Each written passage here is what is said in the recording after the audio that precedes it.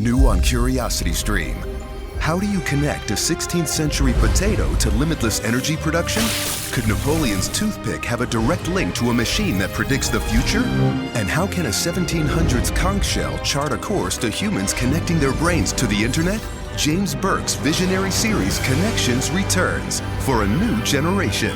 Experience all new Connections. With monthly, annual, and bundled plans, find the one that works for you at curiositystream.com. New on Curiosity Stream. I'm James Burke. I'm going to take you on a journey through time. James Burke's visionary series returns, reimagined for our time. Now, this is all uncharted territory. The Washington Post hails Burke as one of the most intriguing minds in the Western world. The New York Times raves he careens from one great moment in history to another. Where do we want to go from here? Experience all new Connections. So what's the next connection? With monthly, annual, and bundled plans, find the one that works for you at curiositystream.com.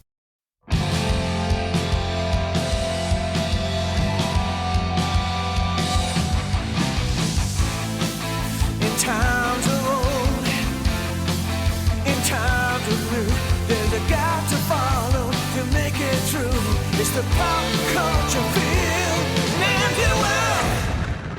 Hello and welcome to the Pop Culture Field Manual Podcast. Sitting right at that intersection, working that corner. Right at the intersection of weapons, action, the military, and pop culture. Okay. Hello, my name is Cameron Fath. Thank you for being here with us, probably driving in your cars. Hello. As always, hello. As always, I'm joined with a person. You're joined. You're joined at the hip. I'm Israel Wright.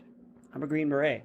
Well, once a Green Beret, always a Green Beret, right? But yeah, I am not as lean, not as mean, but always green. Yeah, super lame. But but I digress. Hello, folks. Thank you for joining us. We are Cam and Izzy, also known as Shift Fire, also known as the guys from PCFM, also known as the Gameology guys, also known as My Happy Self, also known as Kit God. Wow. Have you ever, over the place. Dude, that's really nuts. That's the first time I ever said that. You just, when you put it all together, it's like, wow, we do a lot. I need a vacation. But today's episode is actually a part 2. When we first started this podcast, episode 1, military cliches, right? Yep. Things in pop came culture. to us in a dark alley. Yeah, and he said, "Hey, you kids "You want to make money? Yeah, you want to make some money? We haven't made any money yet. So still living on empty promises. Yep. But we did a military cliches. It was a super fun episode to make. All the things that are portrayed in pop culture that civilians or Hollywood writers seem to think how the military is or is portrayed. Yeah. That are inaccurate or super accurate. So we are going to do a part 2 just because there are so many to list. Yep. And I'm actually really excited because sometimes when I was making this list, it turned into me trying to find military cliches to just me listing my pet peeves, things that you hated about things I hate about the military. Because what's really funny is there's nobody I hate more than soldiers. Even though you love them. Yeah, even though I am one and I love them, they're the number one people I can't stand. Just for some of these reasons. But without further ado, let's name some bullshit. Yeah. Yeah. And the first one I want to highlight here is the idea that military personnel only do military things. Yes. Every day for the rest of their lives. They kind of like those that do this kind of let like the military persona and identity and maybe even not the not so fun parts or good parts of being in the military take over their entire persona and identity. Exactly. It's like, thank you, Ranger Regiment, for my personality. Yes. Which is partly true. Because I had none, and I will have none after this because I'll just use the Ranger personality. Exactly. But it's for example, it's like military on the weekends. They wake up at 05 on the weekends and PT in the morning, and then go get a haircut or do some silly stuff. But in fact, we do normal people shit. I sleep in on the weekends. I I don't know. You mow the lawn. You do things that are You do that normal have people nothing- shit. Play video games. Yeah, maybe, it's that, like- that aren't military video. You don't play Call of Duty or Battlefield. You play like maybe I don't know, Elden Ring or something. Yeah, you nerd out. You read comics. You do weird stuff. You like There are more of us We had a in the cosplayer. military, yeah. We had a guy who cosplayed. Whoa, really? I Yeah. instantly respect this person. Yeah, I know, right? But yeah, no, it's at the end of the day, like the military is literally a job. Just like if you're working at the office 9 to 5, or you're a mechanic or some shit. Mm-hmm. It's like we have mechanics too. They just I don't fucking know, but Yeah, they don't go home. They don't go home and talk about mechanic stuff all day. no, they with go their home. They girlfriends, ask their kids how their day was, and they'd be a father or a mother, and do random people normal stuff, or time's a big one. Like in the military, actually the only people in the world that do a 12-hour clock are Americans. So Oh yeah, you're right. Everybody else 24-hour clock. Yeah. for some reason I don't know why we did AM and PM, but it's like in the military, we use they call it even military time, but it's like should be called rest of the world time. There's a couple things we do in America that people don't tend to do elsewhere. you know? Like the metric system. Yeah.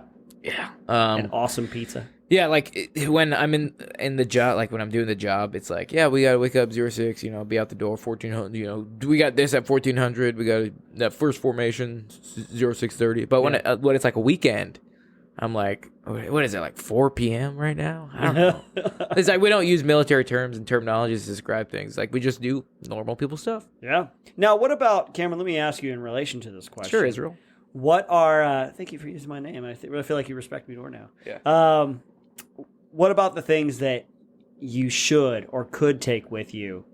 Because when I think about into your normal life, maybe time management skills. Time management skills. Punctuality. Yeah, punctuality. If you're not 15 minutes early, you're 20 minutes late. Yeah, situational awareness. Especially in this day and age, man. I mean, you never know. Yes. What could go down? No place is sacred. No place is safe. No, not at all. Especially in today's day and age, just like you said. I would say, besides punctuality, discipline.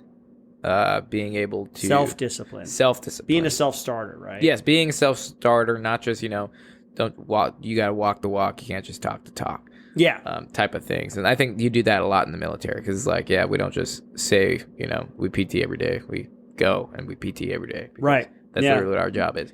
That's one thing I would want people to know. We've talked about this before a little bit, but there are things that you can take with you from your time in the military that actually can help you with the rest of your life. Absolutely, man. But more in the realm of ideas, principles, beliefs, moral codes. Fundamentals, yeah, exactly. Yes, the building blocks of success, I would say, that I've gathered from the Army. And I'm pretty much indebted to the military for the growth that I've got. But it doesn't mean it's sometimes all positive.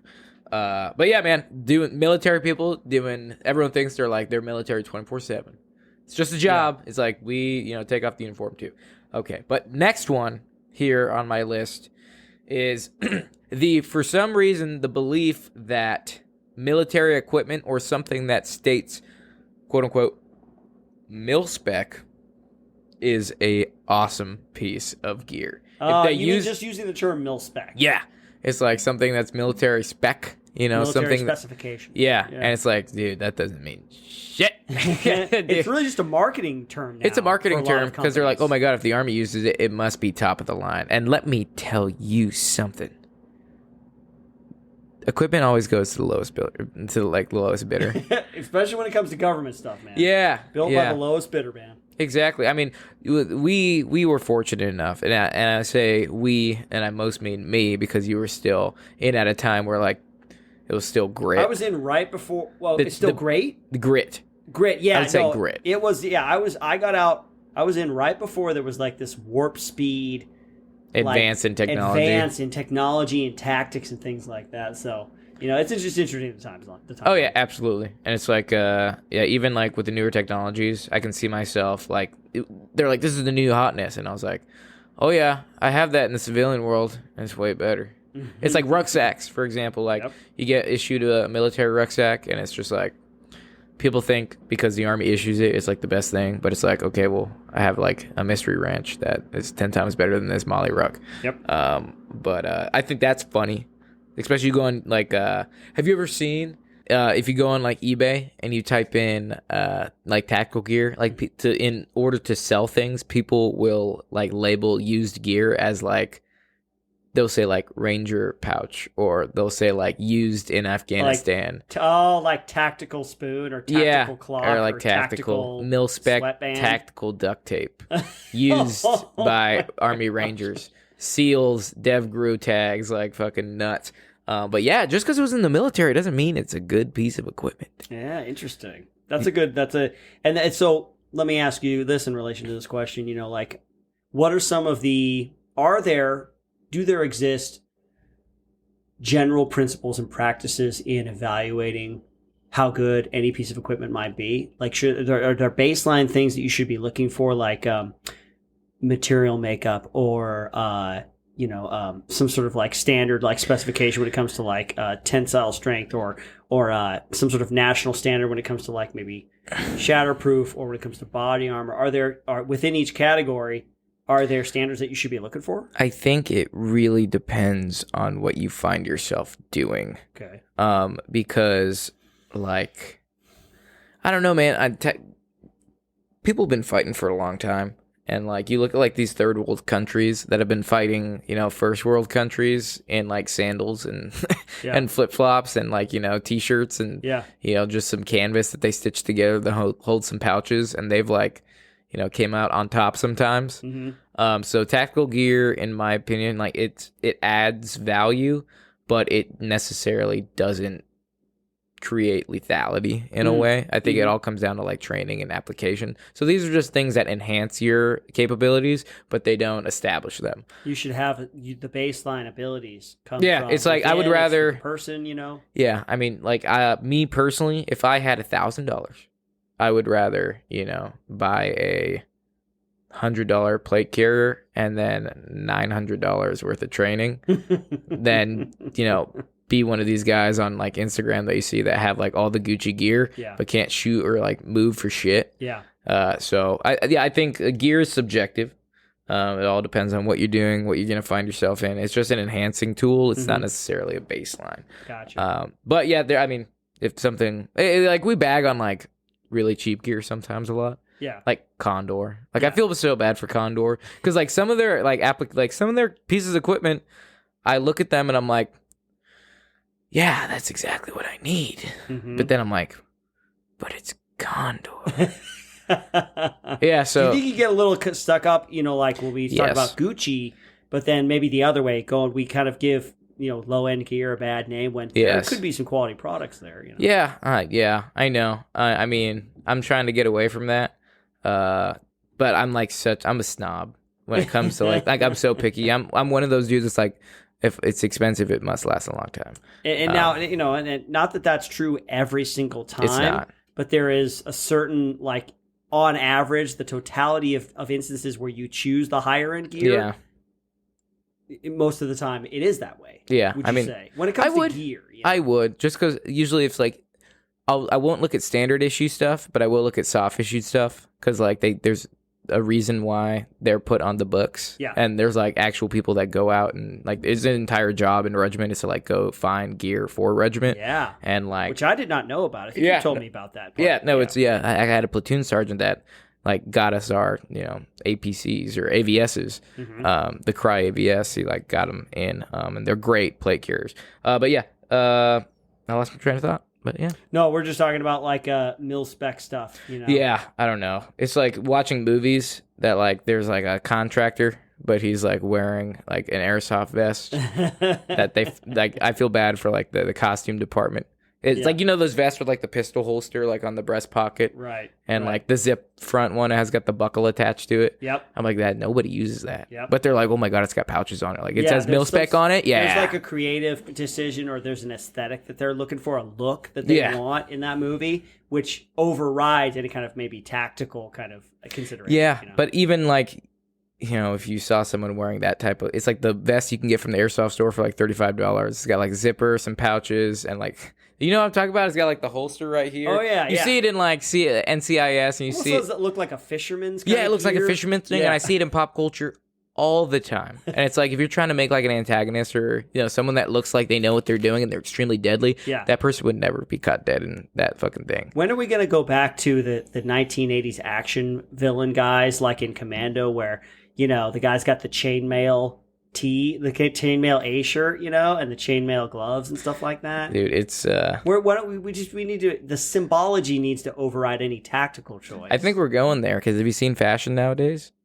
Yeah. I think we're going there. Oh, yes. Yeah, I've got a lot of fishnet. It's expression over practicality, yeah. I think. Yeah. But let's keep it moving. What's one that a military cliche that you find?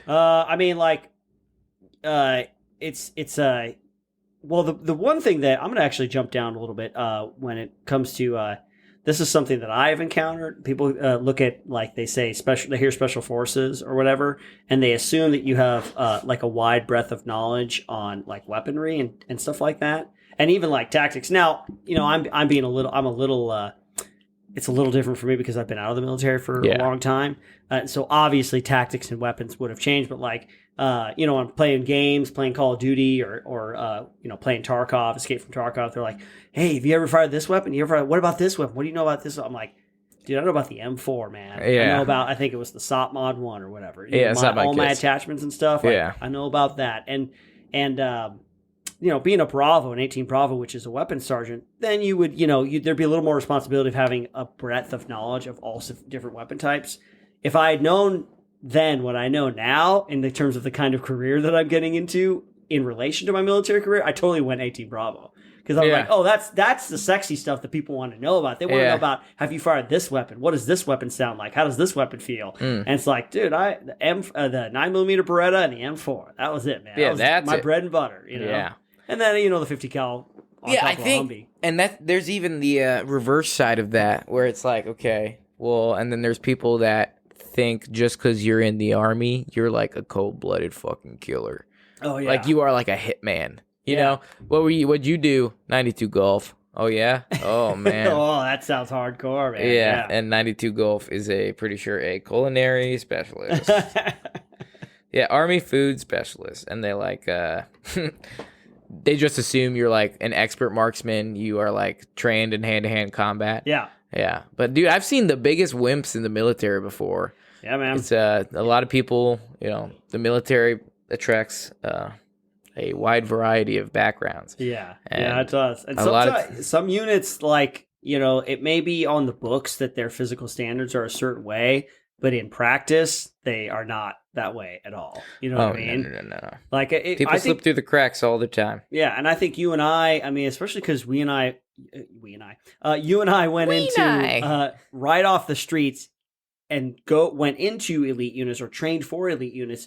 We had a certain perception of how people did it, and I'll never know what it's like to be in a regular line unit, or to be like to do one of the other MOSs. So we to be a normie. Yeah, you see like a fat Army guy, Army soldier, and you're like, what is he doing? Aren't they? But it's like, no, he's like he's an 88 Mike or whatever. He's a truck driver, so it's like, no, it's not all. It's not uniform across the board. And then not that those standards should be relaxed, but like if I'm like in like logistics, or if I'm in legal or whatever, maybe SIGDET or something like that, working radios only. I don't know, man. Maybe there wouldn't be such a need to be totally in shape or be able to do like max out your PT test. False.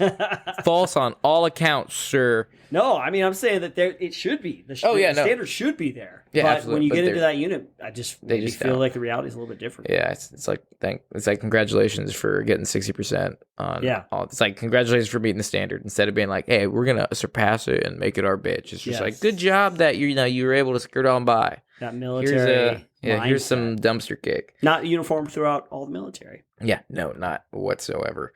But that's a shame, dude. And it's just funny looking at, like, remember how we used to talk about, like, if we want to give a character some sort of depth, you just say he's a veteran or something. Yeah, and then people immediately are like, he's Special Forces, he was a Ranger, he was a SEAL, he was MARSOC. Then you can give them any skill. Yeah, exactly. Yeah. And it's like, dude, it's like I was okay at shooting guns and doing battle drills, man. But like, you want me to go and like learn Farsi and stuff? And I'm like, no. Like I just know how to say chupsha. It's like just means shut up. But you know what? But you know what I want to do now is now that we are doing the content creation stuff that we are doing, the stuff we're involved in, Shift Fire, Gameology, the podcast, all that kind of stuff. I have like an image of what people's perception in the public eye is of me, and I kind of like use that as kind of like a challenge of like maybe I could learn about a bunch of weapons. Well, why not do that? Why not have that knowledge? Why don't you be the best version of yourself? Yeah, the best version of my your special forces persona. Yes. Yeah. Yeah, exactly. So that's kind of that's how I try to give myself goals or try to come up with creative ideas for, different shows that we have on the channel and stuff like that. I'm like, well, maybe this could be an excuse for me to expose myself to this kind of training or this kind of weaponry. It's a solid excuse, dude. Yeah. Why not? Yeah, fuck it. That's why not. Okay, here's one that I know we were talking about a little bit about this earlier. Just calling anyone who's served in the military a soldier. Yeah. Like, those are fighting words. Yeah, so, like, if you would call a Marine a soldier, you would probably, like, get bitched at.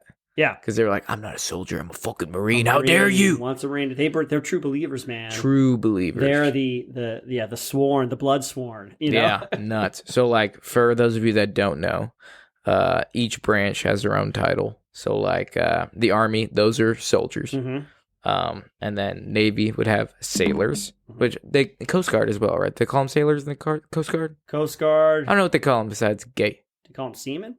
Seamen? Yeah. Yeah. Like SEAMAN? Seamen. Yeah, no. Seamen. Yeah. Yeah, do they? You guys, we need to ask Ryan Swayze. Yeah, I gotta ask Swayze. Okay, and then Air Force, airmen. And then Marines, crayon-eating idiots. And then what is a corpsman? It's a medic. A corpsman is a medic in the Navy that's attached to a Marine unit. Okay, cool. Yeah, which is very interesting, ain't it? Yeah. Yeah, because there is no medics in the Marine Corps. Or is it's just Navy corpsman. Well, technically, the Marine Corps is part of the Department of the Navy. Yeah. Yeah, they're still the Department of the Navy. They didn't branch off and do their own thing. I'm pretty sure the Marine Corps. I know that that's traditionally because obviously Marines got their start as the fighting men on ships, fighting against maybe pirates and stuff like that. Yeah, no, they've been part of the U.S. Department of the Navy since the 30th of June, 1834. So, are they considered a branch? Yeah. Let me know, Marines out there, all my devil dogs. I know you're gonna come up in flames about this one, but are you guys your own branch? Let us know. Or are you just a Department of the Navy? Yep. Yeah, and just different. Did you miss your deadline to renew your Medicaid coverage? You can still send your completed annual review form to Healthy Connections Medicaid. You may be assigned to another health plan, but you can ask to come back to First Choice within 60 days of renewed Medicaid eligibility. It's your family. It's your choice. First Choice is the right choice. Renew and choose us. Visit selecthealthofsc.com/renew to learn more. That's why different. That's why if people, all things being equal, and somebody wants to join the military but they don't know which branch, I generally try to say Army because I know from personal experience the breadth of opportunities that exist, and they have like the biggest budget too. Yeah, they got a big budget in the Army, and then I would say Air Force just because they treat you nicely. Air Force, yeah, man, you live a good life. You live a great life. The hardest part of the Air Force, I mean, physically speaking, at least, is probably the first couple weeks of basic training. Yeah, I would say after so. That, it's all... Yeah, AFSOC is awesome. Air Force Special Operations Command. Those dudes are cool as hell. Yeah. So yeah, that's out of the way. A lot of people just refer to soldiers or all military personnel as soldiers. Don't do that. That's a cliche. Call them by their proper title. Yes. Moving right along. This one, I mean, when you're watching a movie, the uniforms are always jacked up. Yes. So jacked up. Yep. And it's like, it's not even that hard to like get it right. Yeah. I mean, you can, 670-1 is widely available. The standards are widely available. Yeah, you can Google like proper uniform patches or proper placement. And for some reason, I don't know why, that every like commercial that you see like or movie, the collar on the uniform, they always flip it up and then like put it all the way around the neck. Yes. Like, have you ever seen anybody do that? Never in my time. Ever. Never. Just in a Phoenix University commercial. And the guy's got a full beard. Now this one, I will admit this. There were certain times on missions in Iraq is when I'd have something slung over my neck, and You put that up. you Yeah. put it up right underneath because so that it Yeah, would you're like slinging rub it against your around. neck and stuff like that. But Yeah. in day-to-day practice, no. No, not at all. That thing would always be down. I remember when we wear our combat tops, they had the little zipper that went all the way down. We had a sergeant major at the time that if you had it all the way up, he'd literally come over to you and he'd be like, the zipper stays at the lowest position at all times. Because he just wanted your big breasts hanging out. He just had a secret desire. Yeah, he's like, it's called a sexy suit for a fucking reason. Yeah, he would always come unzip it. But yeah, they get uniforms wrong so often in pop culture, and I don't think it's, it's terrible. Like I don't know if it's like a copyright thing or, there's no way. It's just, I don't get it. I get a costume department thing. It has to be. Somebody wasn't paying attention. Somebody didn't take the time. Yeah, just laziness. Speaking of uniforms, wearing them in public. Absolute pet fucking peeve. Absolute. This is just so Cameron can get his pet peeves out, his airs, grievances. You know what I hate? you know what I fucking hate? Years private. Yeah, I was when we went to Disneyland. Did you see that guy? No. Oh my god! I lost my shit. Yeah, there was a brand new private right out of basic training walking in Disneyland, full gear, full uniform. Wow. Yeah. No patches or anything because he was straight out of basic training. Like he didn't even report yet. Maybe he was like, do you think people give a fuck? Do you think people care? It's like, are you trying to flex on maybe people? Maybe he got a discount or something. Maybe he gets like free ice cream at the ice cream shop or something. Yeah, but that's bullshit. You don't leverage the uniform to get discounts, man. Yeah, not for personal gain. Yeah, not for personal gain. Chime in here and definitely say, that's for us regular people. We respect when you guys wear it out in public because we want to be able to thank you. No, refuse. Yes. And yes, Disneyland will give you a discount. Seeking neither recognition nor accolades. That is the only part of the Green Beret Creed that I remember. Yeah, I don't like. Plus, it's like a when you're in the military, you have to take like these classes, like the anti-terrorism classes, like the little online training shit, and like literally just the reason you don't wear the uniform is because you become a walking target. I mean, even if you're a private, you're a walking target regardless, because I just look at you and I'm like, that dude's a fucking private. Yeah, I can just tell by your mannerisms and your posture, and you smell like poop. Always looking around like nervous, like looking to see if anybody else is looking. Yeah, but don't wear your uniform in public. Well, I will say this. I know that I'm not sure if it's the same, but like maybe you can tell me, like when you're like maybe PCSing or so, you taking a flight or something like that. I've seen dudes in full uniform, like at the airport. Is that It's such a no-no. It's not unless you're deploying. I thought maybe there was like a rule or something. Yeah, the only time I've been in an airport with my uniform is literally when we got back from Syria, because it was a civilian plane, right? So like we just got out, but it was like we were in field uniform, like we weren't in like our pins and patches. We were just like in dirty ass uniforms. That's all. I'll tell you a funny story that happened to me recently. I just went and just quick trip out to see my sister out in Arkansas, and I wore like I listen. You may think I'm a weirdo, but I think BDUs and stuff and the uniforms are really comfortable, especially the pants. Like it's like wearing baggy pajamas. Yeah, they got cargo pockets. It's great. So I had my most comfortable pair is the old M81, the woodland camos. Yeah. So I had those on, but I had when I fly comfortable. So I had socks and flip flops on, looking like totally, and I had like a regular like shirt on, but I have a like a desert camo or a desert colored Molly backpack, and on the backpack I have a USEC patch. It's the eagle, but it's USEC is from Tarkov. It's Escape from Tarkov. And so it looks pretty official. It's the silver eagle that says USEC on it. And I actually had a kid come up to me and thank me for my service. Oh my God. Now, it's okay because I did serve. And so I'm like, no problem, man. But I'm like, I felt a little sheepish. I'm like, are there other guys out there that just like to wear army clothes that are getting thanked for their service? I'm so disappointed in you, dude. I'm so disappointed in you. Oh man, that hurts. It was a happy accident on my part. Good. Oh man, get yourself a normal backpack, okay? Get yourself some normal clothes. I'm so disappointed in you. Do yourself a favor. I will give you money. Go get yourself a regular backpack. They're so utilitarian. Go get yourself. You can keep your socks and sandals on. But just go get yourself a regular backpack, some pajama pants. They're out there. Go to Target. Maybe I should just go to pajama pants. Yeah, get some pajama pants. My goal is to look like not like I'm in the military. Not like in the military. Like I would rather, because you can, dude. Yeah, there's no reason. There's no reason. I'm gonna go tomorrow. I'm gonna get some like freaking like rainbow cargo pants from just like some like Forever 21 or whatever. Just go all out. I'm just gonna go in the other direction all the way. Yeah. Like my goal is to. I mean, obviously, like I'll have some mannerisms. Like I'm a short, decently muscular man covered in tattoos. Like anybody in the military would be like, that guy was in the military. Really, you think that's a dead giveaway? I can smell you out. Yeah.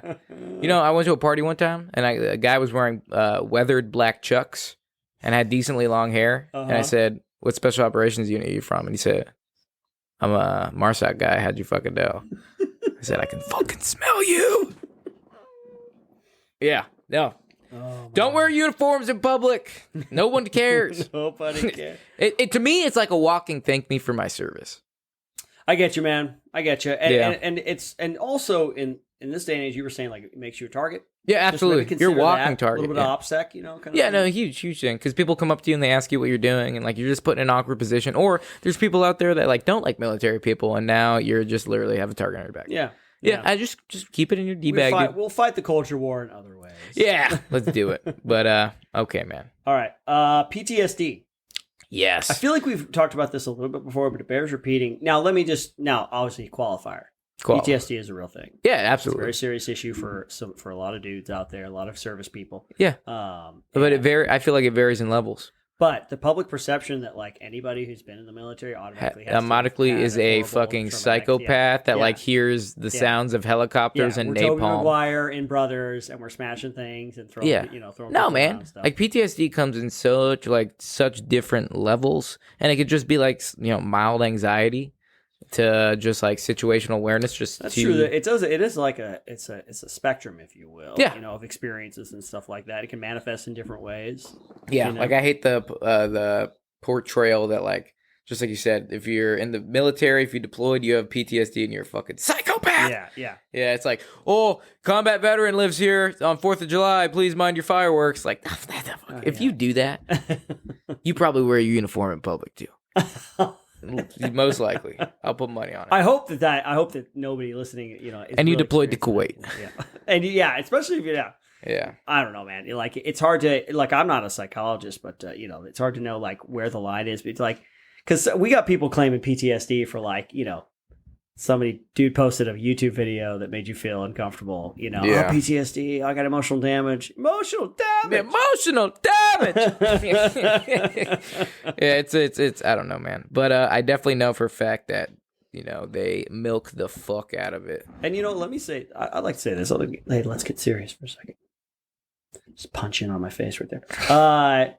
If you really are experiencing PTSD, I would highly encourage you to get help because there is hope. What I mean? Oh yeah, man, go to counseling. Yeah, I go to counseling. And I'm going to be kind of harsh here a little bit. Don't think that like you're alone, that like you can't get it worked on, that you have to be this way, and like because you're a soldier, you can do this. You know what I mean? And if you're waiting, if you're on the edge of getting help, and you have all these excuses coming at you, you're a soldier. Do it. Figure it the fuck out. Get it done. Yeah, little Jocko Willing for it. Do it because sometimes maybe you don't know or see the hope until after the experience or after that first kind of step that you take. But you better take it, man. Yeah, take the steps, man. First steps out the door. Go. Yeah. So PTSD, that's a cliche, a very serious one.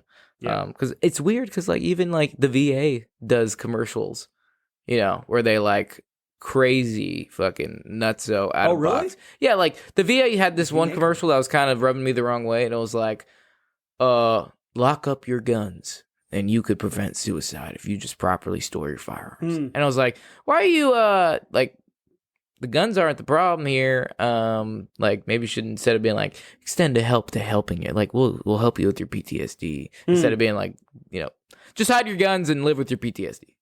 You see what I'm saying? Well, I would say like obviously if they're saying that, I'm wondering how many times that might have happened. Like because a lot of times, man, it's if it's just the thing locked up, that's preventing you, you better watch out, man, because all you need is just like one incident, or one instance where, like you're pretty far gone anyway, Yeah, I but, think it's that those kinds of things like the commercials and stuff like that, we're being a little lighthearted and stuff with this kind of thing, but like it's, you do like, dudes, people got to get help, men and women who have these kinds of things. You know what I mean?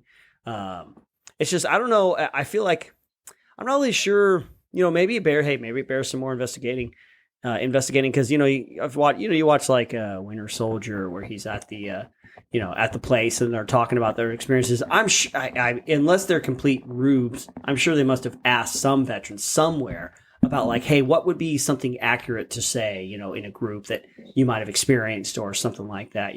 I appreciate the effort, that anybody would go to investigate what somebody might be going through so that they could accurately portray it.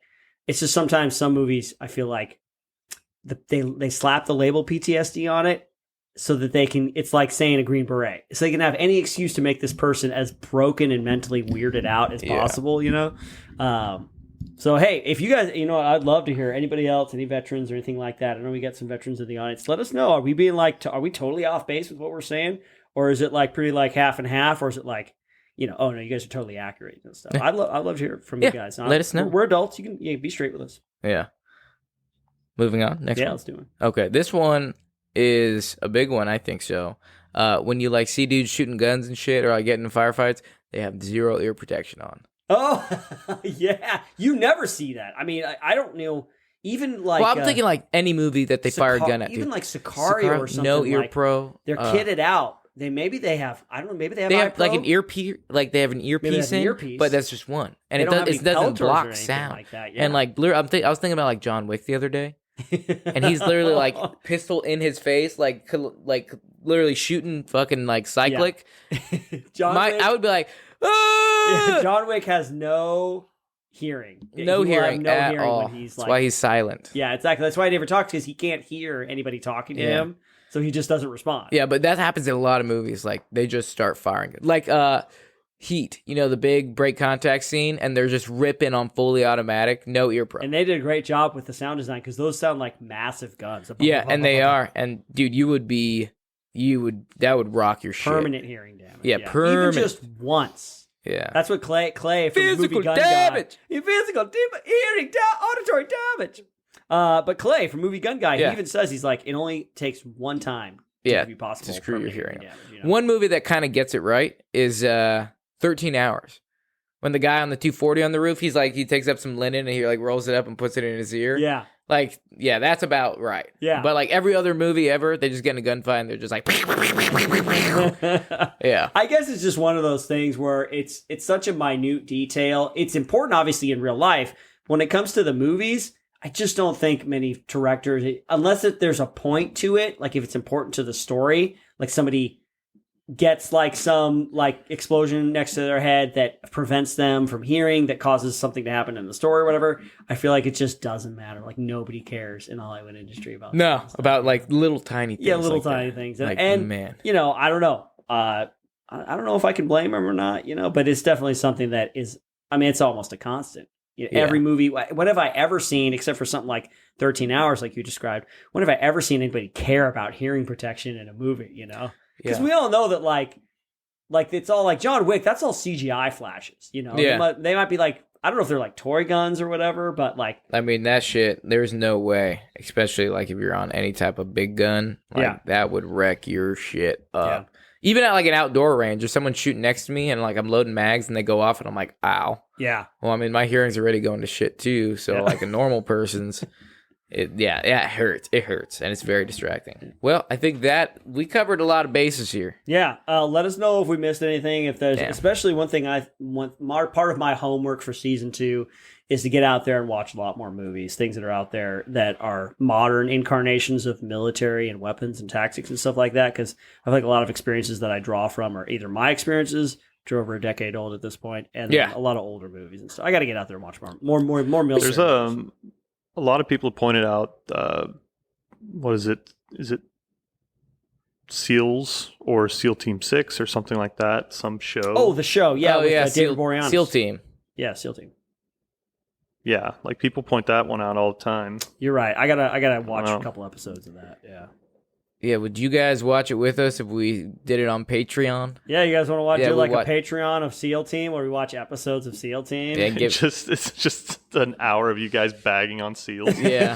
I actually like that show. I watched the first episode and I was like, this is cool. Oh, okay. Yeah. I need to watch it. I need to watch that. I need There to you watch go. The Outpost. I need to watch all these other. Yeah, there's a couple movies TV that we shows. need to watch. That let us know. That would be a cool idea for Patreon. Yeah, we're if you trying guys to go with wanna, Patreon ideas. yeah. Like, what would you guys pay to have on as a Patreon reward? Exactly. I'm not ashamed to ask for Yeah. ideas. But yeah, let us know by sending us, shooting us an email at pcfmpodcast@gmail.com or on our Instagram, PCFM Podcast.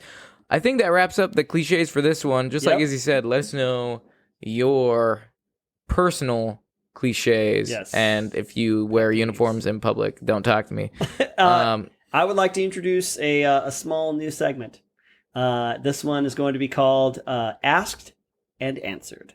We get a lot of questions, and we're very thankful. Sometimes we get a lot of the same question.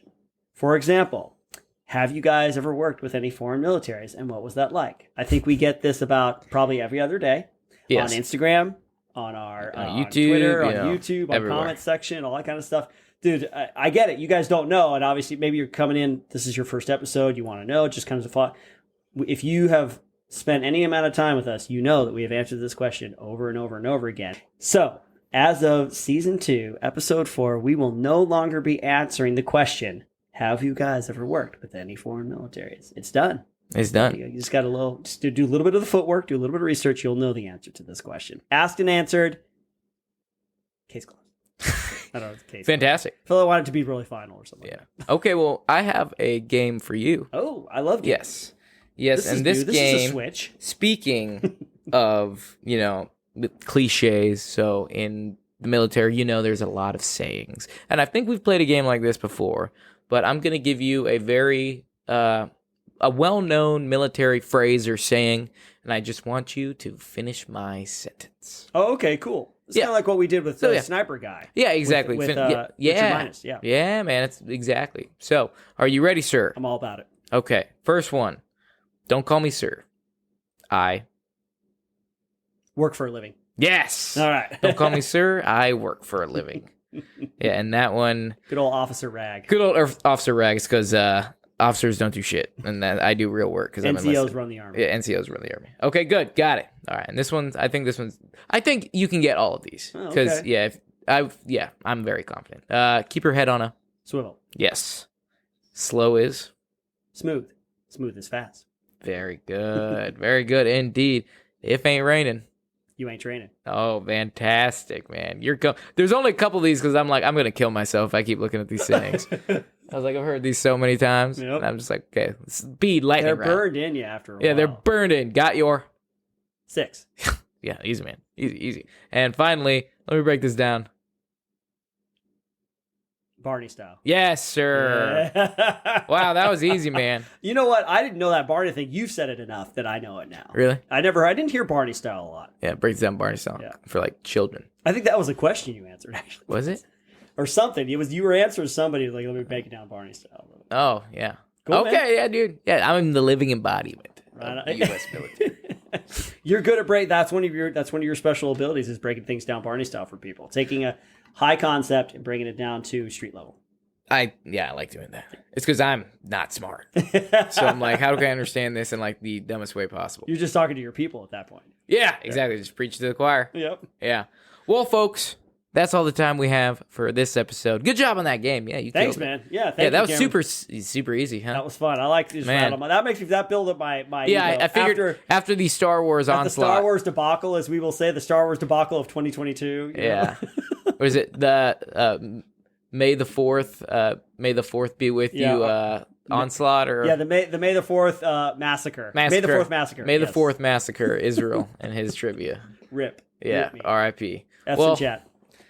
thanks for listening. We hope you guys enjoyed this episode. Stay tuned for next week's episode. Looking forward to doing it. And yeah, dude, I got nothing. Hey, just stay alive until then, all right? Keep on trucking. Hello. We're with you all the way, all right? We'll see you in your cars. Absolutely. Cue music.